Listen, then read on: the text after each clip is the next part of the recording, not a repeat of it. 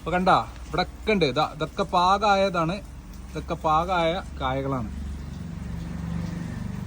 നല്ല ടേസ്റ്റുള്ള ഒരു വെറൈറ്റിയാണ് വൈറ്റ് ഞാവല്. ഈ വൈറ്റ് ഞാവല് കഴിച്ചവരുണ്ടെങ്കിൽ കമൻറ്റ് അടിച്ചോളിട്ടാ. ഇനി കഴിക്കാത്തവരുണ്ടെങ്കിൽ വെച്ചോളി വരണം. അടിപൊളി സംഭവമാണ്.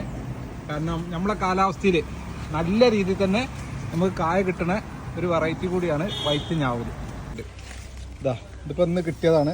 നമ്മൾ ടേസ്റ്റ് ചെയ്ത് നോക്കാം. അടിപൊളി ടേസ്റ്റ്.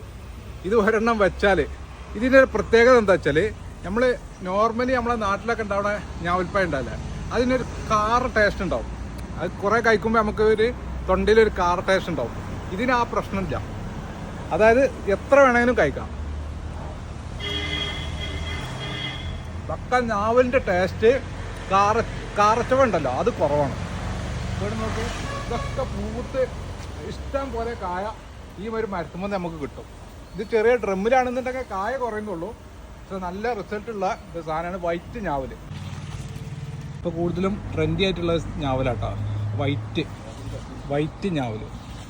ഉണ്ട് അവിടെയൊക്കെ എല്ലാം പൂത്തുക്കണ്, എല്ലാം കായ പിടിച്ചിട്ടുണ്ട്. കൊല കൊലായിട്ട് കായ പിടിച്ചിട്ടുണ്ട്. കൊല കൊലായിട്ട് നല്ല പൂത്ത് നിൽക്കുന്നുണ്ട്.